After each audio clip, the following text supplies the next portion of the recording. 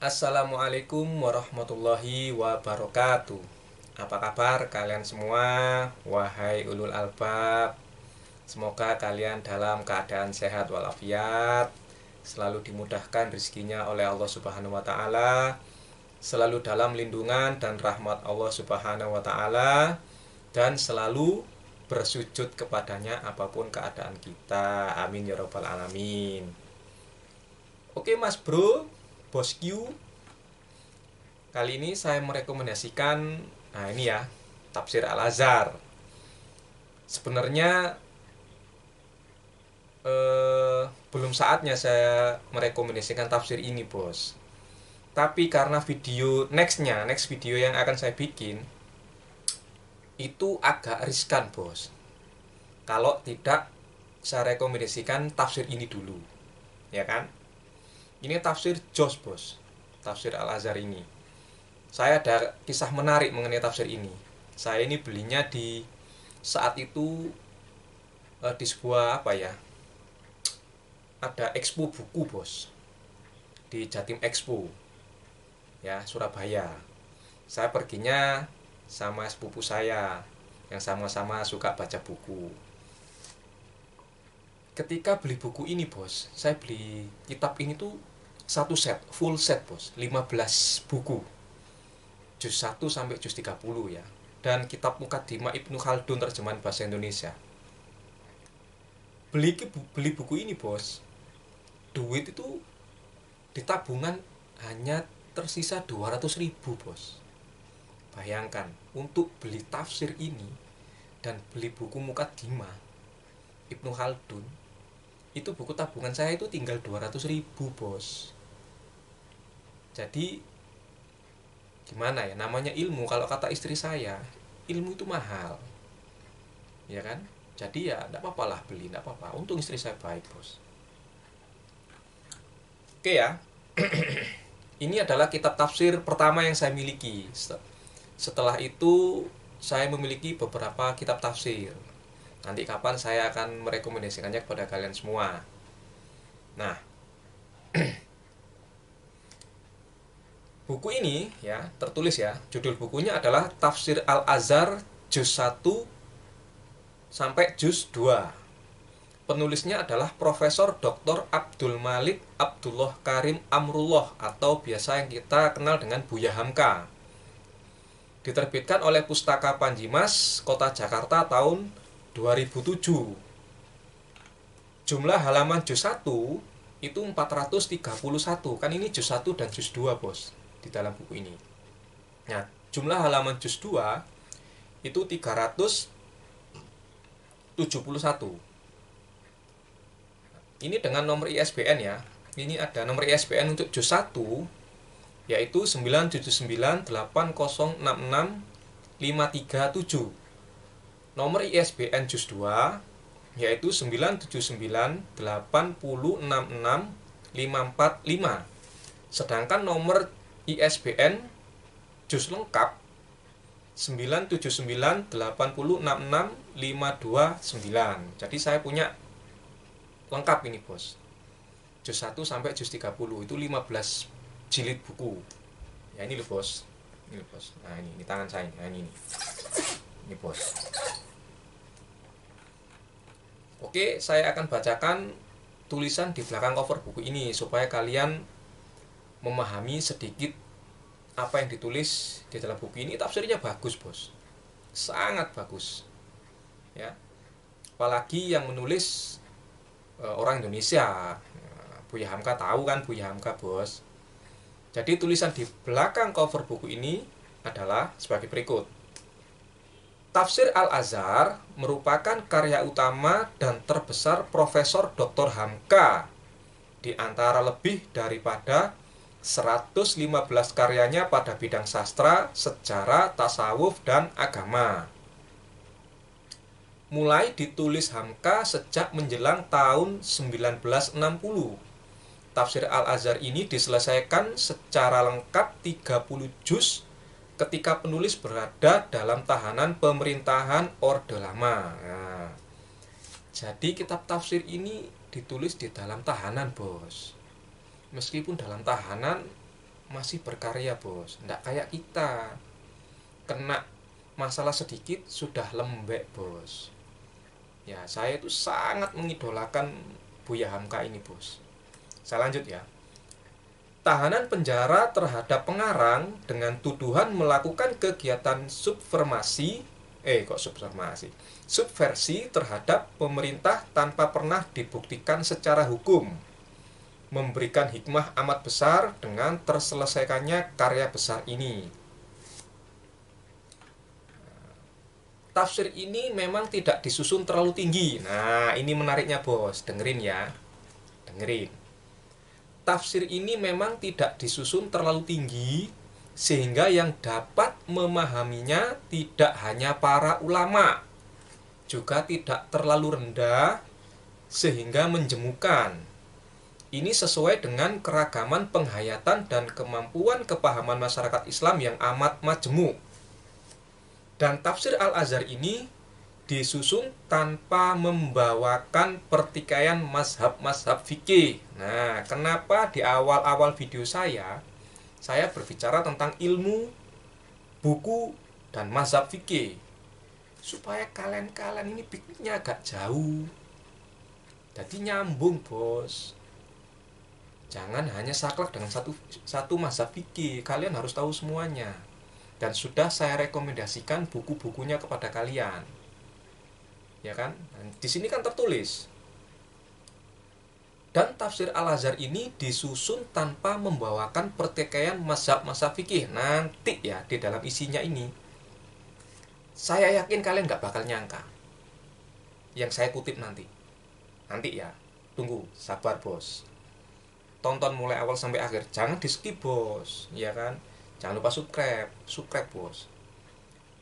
Penulis berusaha tidak ta'assub atau dalam kurung fanatik kepada suatu faham mazhab tertentu, dan sedaya upaya menguraikan maksud ayat dan memberi kesempatan orang buat berpikir. Nah, tertulis kan bahwa penulis itu berusaha tidak fanatik kepada suatu mazhab tertentu. Buya Hamka loh bos, profesor loh. Makanya saya suka tafsir ini bos. Ya kan? Kemudian tertulis apa? Sedaya upaya menguraikan maksud ayat dan memberi kesempatan orang buat berpikir. Ya kan? Supaya kalian kan tuh mikir. Kalau kata Cak Lontong mikir. Kalau nggak salah sudah saya sebutkan hadisnya toh. Di video yang mana saya lupa itu, bahwa Rasulullah pernah bersabda, maaf ya para ulama, para kiai, para ustadz, kalau saya salah mengutip sebuah hadis karena memang saya tidak hafal, mohon saya disadarkan kalau salah. Tapi kalau saya tidak salah ingat bahwa Nabi itu pernah bersabda, berpikir sesaat itu lebih baik daripada beribadah 1000 tahun. Nah di sini di Buya Hamka mengajak kita itu supaya berpikir bos. Saya lanjut bos ya. Nah, di dalam buku ini ada tulisan dari Profesor Dr. James Rush.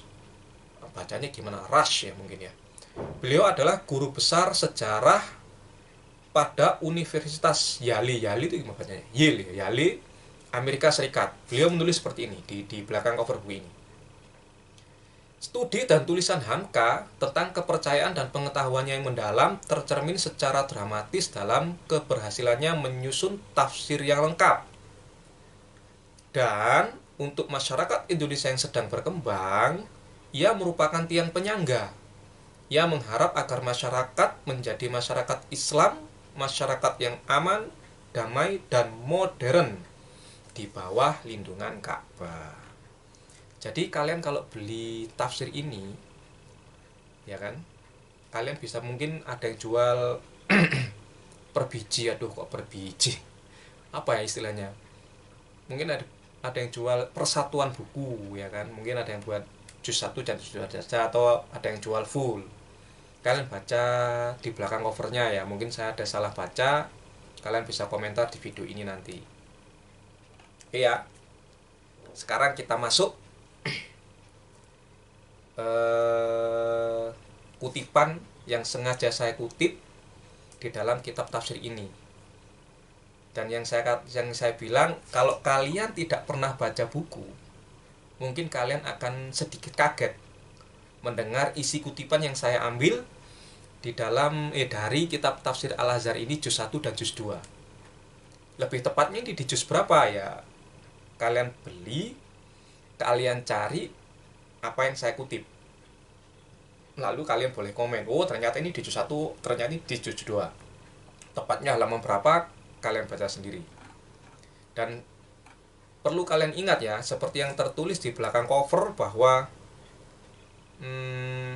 tafsir Al-Azhar ini disusun tanpa membawakan pertikaian mazhab-mazhab fikih. Penulis berusaha tidak fanatik kepada suatu paham mazhab tertentu. Ingat ya, penulisnya di sini adalah Profesor Hamka, berusaha tidak fanatik kepada suatu paham mazhab tertentu. Diingat ya. Nah, ini sengaja, kutipan ini sengaja saya ambil yang ini tok, karena untuk kelanjutan di video setelah ini. Jadi di 3 video sebelumnya saya menyarankan kepada kalian buku mengenai sejarah para nabi dan rasul, ya kan? Yang pertama karya Ibnu Katsir, yang kedua Atlas Para Nabi dan Rasul, yaitu yang ada gambar-gambarnya juga, ada sejarahnya juga. Nah, setelah kalian paham 2 buku itu, kalian harus memahami bahwa ada rahasia di balik nama-nama para nabi dan rasul di buku yang ketiga yang saya rekomendasikan. Jadi 3 buku yang saya rekomendasikan itu, kalau bisa kalian miliki semuanya. Gitu, Bos. Ya syukur-syukur kalian setelah itu kalian bisa mencari buku yang lain. Nah, dan syukur-syukur lagi kalian komen di video saya mengatakan, "Cak, saya ada rekomendasi buku bagus nih, sebagai tambahan koleksi, sebagai tambahan wawasan mengenai sejarah para nabi dan rasul. Ini Cak bukunya, judulnya ini, penulisnya ini, penerbitnya ini." Insya Allah saya akan langsung hunting, Bos. Akan saya cari bukunya. Gitu, Bos. Kita saling bantu, kita saling share ilmu, biar wawasan kita tidak jumut. Jumut itu apa, Bos ya? Saya nggak ngomong ya, Bos. Oke ya, kutipannya, Bos. Prepare, Bos ya, jangan shock, jangan kaget. Woles, Bos. Kalau kalian sudah membeli buku-buku yang saya rekomendasikan, mengetahui kutipan kali ini, kalian nggak akan shock, Bos. Biasa saja. Kutipan nomor 1, Bos. Ambil napas dulu, Bos. Saya agak ngeredek. Kutipan pertama ya. Pendapat tentang adanya makhluk purbakala yang dikhalifahi oleh Adam itu bukanlah pendapat kemarin sore dalam kalangan manusia, melainkan telah tua beratus tahun sebelum teori Darwin. Nah, ini ada kalimat lengkapnya, Bos. Saya potong yang ini aja. Ya, jadi Profesor Dr. Hamka ini menuliskan bahwa pendapat tentang adanya makhluk purbakala yang dikhalifahi oleh Adam itu bukanlah pendapat kemarin sore dalam kalangan manusia, melainkan telah tua beratus tahun sebelum teori Darwin. Lah, makhluk purbakala ini siapa? Yang mana? Kok ditulis bahwa dikhalifahi oleh Adam itu? Ini Adam yang mana? Tentu kalian harus baca sendiri di dalam buku ini, Bos. Kalian beli. Itu ya, itu yang kutipan pertama. Kutipan kedua.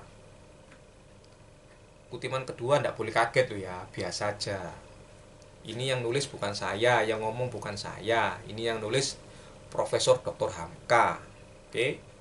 Kutipan kedua tertulis di buku ini yaitu, ada lagi pendapat yang sejalan dengan itu, yaitu beberapa golongan kaum Sufi dan kaum Syiah Imamiyah. Saya ulang ya. Ada lagi pendapat yang sejalan dengan itu, yaitu beberapa golongan kaum Sufi dan kaum Syiah Imamiyah. Saya lanjut ke kutipan ketiga. Al-Alusi, nah tertulis ya, kutipan itu tertulis dalam buku ini bos, bukan saya loh bos, sekali lagi bukan saya ngutip dari kitab ini bos. Al-Alusi, pengarang tafsir Ruhul Ma'ani, mengatakan bahwa di dalam kitab Jami'ul Akbar dari seorang Syiah Imamiyah pasal 15 ada tersebut bahwa sebelum Allah menjadikan Adam nenek kita telah ada 30 Adam. Jarak di antara satu Adam dengan Adam yang lain 1000 tahun. Setelah Adam yang 30 itu 50.000 tahun lamanya dunia rusak. Kemudian ramai lagi 50.000 tahun barulah dijadikan Allah nenek kita Adam. Buku-buku lama itu mesti mengatakan nenek bos. Seperti kalau kalian punya buku yang terbitan tahun 80-an ya, Abdul Muthalib atau siapa itu yang kakeknya Nabi, itu ditulis nenek Nabi bos. Saya nggak tahu kenapa ditulis nenek ya. Apakah maksudnya nenek moyang, saya nggak tahu. Itu kalian tanyakan kepada ahli bahasa nanti ya. Jadi kutipan ketiga ini saya ulang ya. Al-Alusi, pengarang tafsir Ruhul Ma'ani, mengatakan bahwa di dalam kitab Jami'ul Akbar dari orang Syiah Imamiyah pasal 15 ada tersebut bahwa sebelum Allah menjadikan Adam nenek kita telah ada 30 Adam. Jarak di antara satu Adam dengan Adam yang lain 1000 tahun. Setelah Adam yang 30 itu 50.000 tahun lamanya dunia rusak. Kemudian ramai lagi 50.000 tahun barulah dijadikan Allah nenek kita Adam. Jadi ada 30 Adam sebelum Adam. Berarti apa bos? Berarti Adam manusia sebelum Nabi Adam. Ini tertulis di dalam kitab ini loh bos, Tafsir Al-Azhar loh bos. Ada manusia sebelum Adam bos. Di sini dituliskan bukan ada manusia sebelum Adam, melainkan ada Adam. Telah ada, Allah menjadikan Adam nenek kita itu sebelum Adam telah ada 30 Adam yang lain. Makanya saya rekomendasikan sebelum video ini mengenai rahasia dari arti nama-nama para nabi dan rasul. Nah, kenapa kok di sini mungkin ditulis Adam bukan manusia? Sampean bisa baca di buku yang saya rekomendasikan. Arti kata Adam itu apa? Ya kan? Oke, sekarang kutipan yang keempat. Di kutipan nomor 4 ini Profesor Hamka menuliskan, Ibnu Buwaihi meriwayatkan di dalam kitab At-Tauhid riwayat dari Imam Ja'far As-Shadiq. Nah, makanya di video sebelumnya saya merekomendasikan kepada kalian para imam mazhab. Ada imam mazhab yang biasa kita kenal, yang 4, lalu 5 tambah Imam Ja'far Shadiq, lalu ada Imam Fikih 9, lalu ada tambahan lagi di buku yang saya rekomendasikan, lalu ada mazhab dari kalangan Ahlul Bait atau keluarga Rasulullah. Tujuannya supaya kalian tidak saklek bos. Oke, saya ulang ya kutipan nomor 4. Ibnu Buwaihi meriwayatkan di dalam kitab At-Tauhid riwayat dari Imam Ja'far As-Shadiq dalam hadis yang panjang. Dia berkata, dia di sini maksudnya Imam Ja'far ya mungkin ya. Dia berkata, barangkali kamu sangka bahwa Allah tidak menjadikan manusia dalam kurung bashar selain kamu. Bahkan demi Allah, dia telah menjadikan 1000 Adam dalam kurung alfu alfi Adama, dan kamulah yang terakhir dari Adam-Adam itu. Apa yang ada di otak kalian bos? Jadi dia berkata, Imam Ja'far ini ya, barangkali kamu sangka bahwa Allah tidak menjadikan manusia dalam kurung bashar selain kamu. Bahkan demi Allah, dia telah menjadikan 1000 Adam dan kamulah yang terakhir dari Adam-Adam itu. Nah, nanti di buku selanjutnya yang akan saya rekomendasikan ada keterangan mengenai al-bashar, al-insan, dan lain sebagainya, bos. Oke, sekarang kutipan yang nomor 5. Kutipan nomor 5 ya.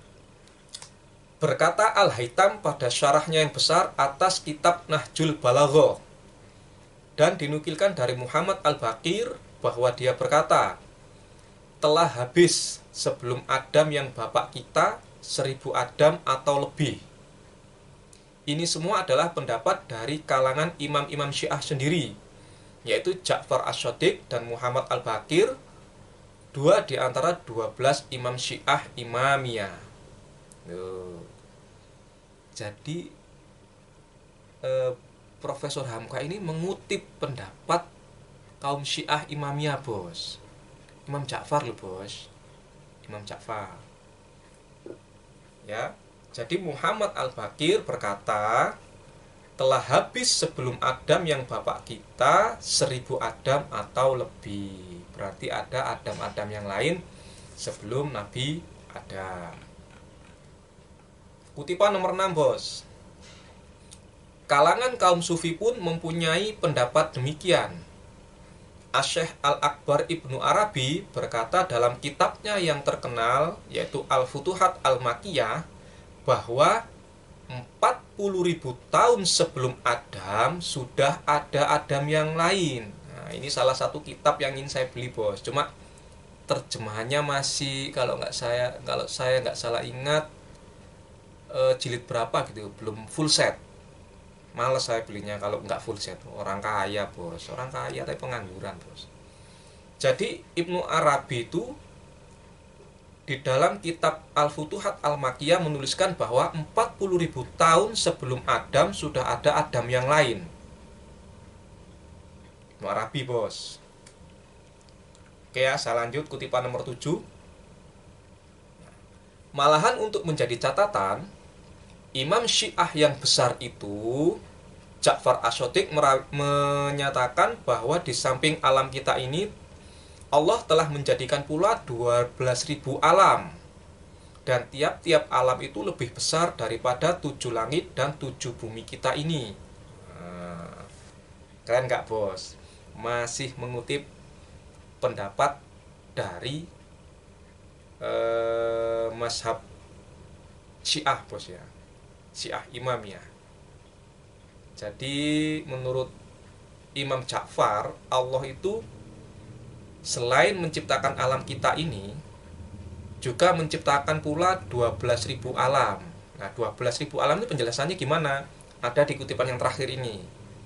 Ya, kutipan nomor 8. Tertulis sebagai berikut. Cobalah cocokkan tentang keterangan Imam Ja'far Ash-Shadiq ini dengan hasil penyelidikan alam yang terakhir, yang mengatakan bahwa alam cakrawala itu terdiri daripada berjuta-juta kekeluargaan bintang-bintang, masing-masing dengan mataharinya sendiri, yang dinamai galaksi. Nah, itu 8 kutipan yang saya pilih khusus, bos, untuk kelanjutan di video saya yang selanjutnya mengenai sejarah Nabi Adam alaihissalam. Ya kan?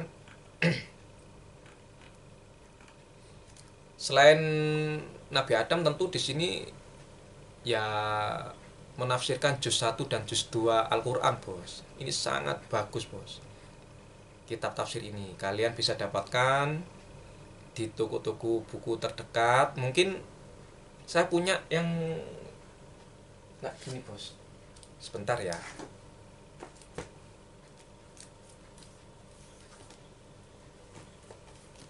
Nah, kalau ini kan terbitan Panjimas, juz 1, juz 2-nya. Saya punya juz 1, 2, 3 buku pertama. Ini terbitan Gema Insani Press. Nah, kelihatan ya. Tapi saya punya yang jilid 1 aja. Kenapa saya beli cuma 1? Karena saya cross check isinya sama ndak dengan ini, meskipun berbeda penerbit. ternyata sama, yang saya nggak beli lengkap toh bos, ini buat apa. Tapi ini jadi ada yang terbitan ini, kalau nggak salah itu teman saya ya, seorang si A, ada juga teman saya si A itu punya yang terbitan dari Singapura. Itu full setnya nggak tahu berapa buku, itu 5 buku kalau nggak salah. Kalau ini 15 buku, kalau yang ini nggak tahu. Terakhir saya lihat ini tuh ada di toko buku Gramedia Manyar Surabaya. Nggak tahu sekarang masih ada apa enggak. Ini saya belinya lupa bos. Loh kan ada yang satuan bos. Ini saya beli satuan bos. Kalau ini saya beli full set. Ya. Nah itu seperti ya, yang ya itulah pokoknya, kalian beli tafsir ini bagus bos, supaya kalian sedikit menambah ilmu dan wawasan seperti yang tertulis di cover belakang buku ini. Ini juga untuk orang awam bos, dibikinnya itu pertengahan, nggak terlalu tinggi juga nggak terlalu rendah, sedang-sedang saja. Kalian bisa dapatkan ini di toko buku terdekat. Kalau nggak ada, coba kalian hubungi penerbitnya ya kan, Panji Mas atau penerbit yang lain, atau bisa kalian cari di online shop kalau di keduanya nggak ada bos. Oke, semoga manfaat. Wassalamualaikum warahmatullahi wabarakatuh.